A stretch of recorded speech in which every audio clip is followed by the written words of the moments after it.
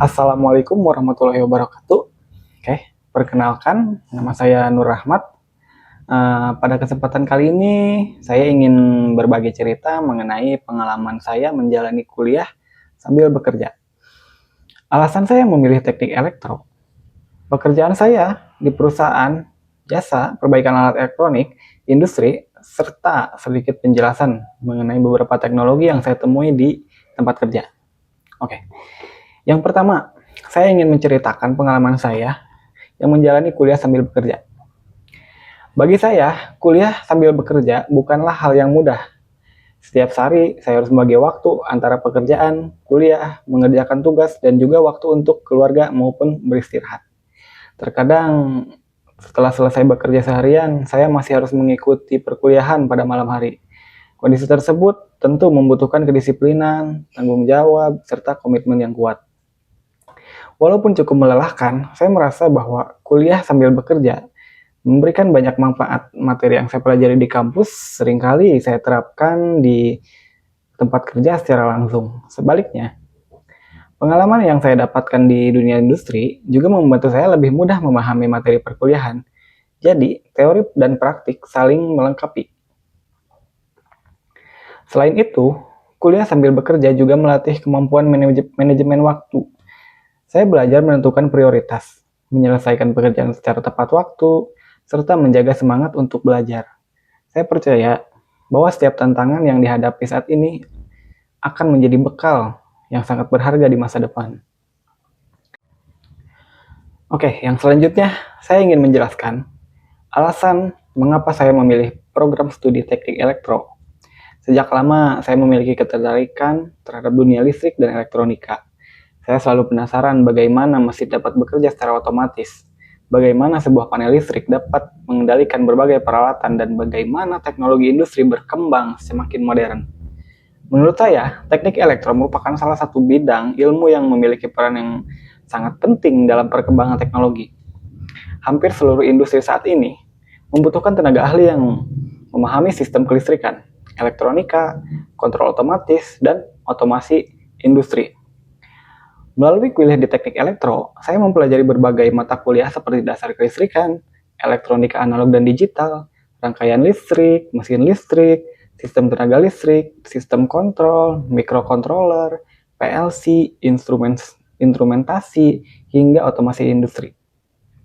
Semua materi tersebut sangat relevan dengan perkembangan teknologi saat ini.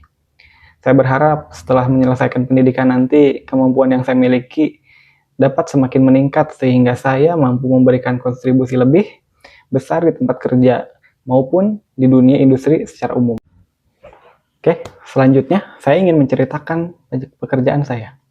Saat ini saya bekerja di sebuah perusahaan yang bergerak di bidang jasa perbaikan alat elektronik industri.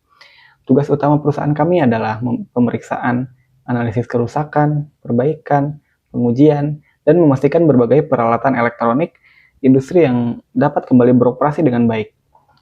Peralatan yang kami tangani cukup beragam, mulai dari inverter, servo drive, power supply industri, modul kontrol, HMI, panel listrik, hingga berbagai perangkat otomatisasi yang digunakan di pabrik-pabrik. Di dalam pekerjaan sehari-hari, saya belajar bagaimana melakukan troubleshooting terhadap kerusakan suatu perangkat elektronik. Kami harus memeriksa kondisi komponen, mengukur tegangan menggunakan alat ukur, mengecek jalur PCB, mengganti komponen yang rusak, kemudian melakukan pengujian kembali hingga alat dapat berfungsi dengan normal. Pekerjaan ini membutuhkan ketelitian, kesabaran, kemampuan analisis, serta pemahaman mengenai sistem elektronika dan kelistrikan. Kesalahan kecil dalam proses pemeriksaan dapat menyebabkan kerusakan yang lebih besar. Oleh karena itu, kami selalu bekerja sesuai prosedur dan mengutamakan keselamatan kerja. Oke, yang selanjutnya, di tempat kerja saya terdapat beberapa teknologi yang sering digunakan. Yang pertama, yaitu solar panel atau panel surya. Nah, solar panel itu apa sih? Solar panel merupakan perangkat yang berfungsi mengubah energi cahaya matahari menjadi energi listrik menggunakan sel fotovoltaik. Energi listrik yang dihasilkan dapat digunakan secara langsung ataupun disimpan ke dalam baterai melalui solar charge controller. Pada beberapa sistem juga, digunakan inverter agar listrik DC dari panel surya dapat diubah menjadi listrik AC sehingga dapat digunakan oleh berbagai peralatan listrik. Penggunaan solar panel menjadi salah satu energi terbarukan yang ramah lingkungan dan dapat membantu mengurangi penggunaan listrik dari jaringan PLN. Nah, yang selanjutnya, penggunaan listrik 3 pas. Listrik 3 fasa merupakan sistem distribusi tenaga listrik yang banyak digunakan dalam dunia industri. Berbeda dengan listrik rumah tangga yang umumnya menggunakan satu fasa, sistem 3 fasa memiliki 3 gelombang listrik yang berbeda, sudut fasa sebesar 120 derajat.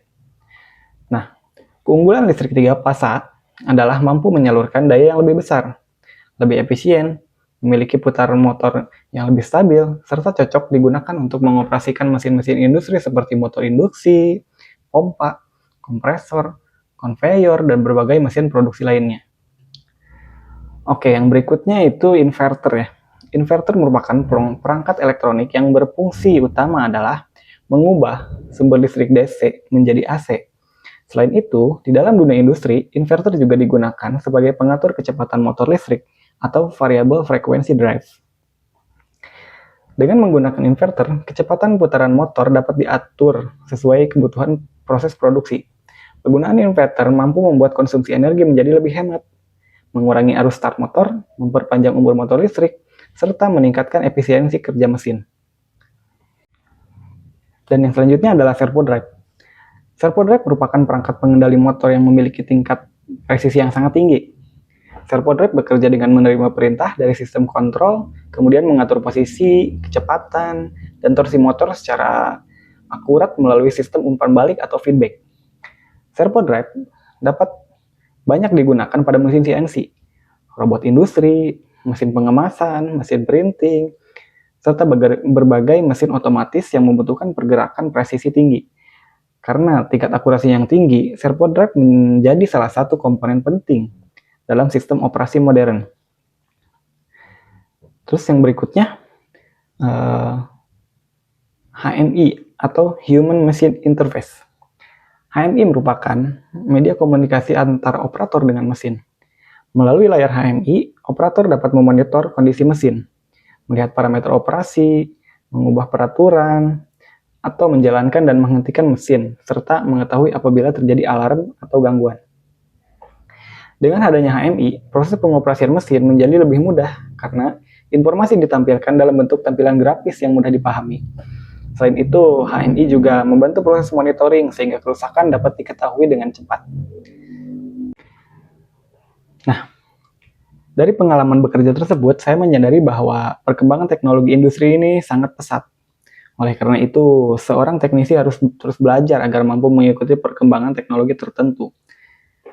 Ilmu yang saya pelajari di bangku kuliah sangat membantu dalam memahami sistem kerja peralatan yang saya tangani setiap hari. Oke, sebagai penutup, saya ingin menyampaikan bahwa kuliah sambil bekerja memang penuh tantangan, tetapi juga memberikan pengalaman yang sangat berharga. Dengan semangat belajar, disiplin, dan kerja keras, saya yakin semua tantangan dapat dihadapi. Saya berharap ilmu yang saya peroleh selama kuliah dapat meningkatkan kemampuan saya sebagai seorang teknisi dan menjadi bekal untuk mengembangkan karir di bidang teknik elektro. Saya juga ingin terus belajar mengikuti perkembangan teknologi agar dapat memberikan kontribusi yang lebih baik bagi perusahaan maupun masyarakat. Terima kasih atas perhatian yang diberikan. Wassalamualaikum warahmatullahi wabarakatuh.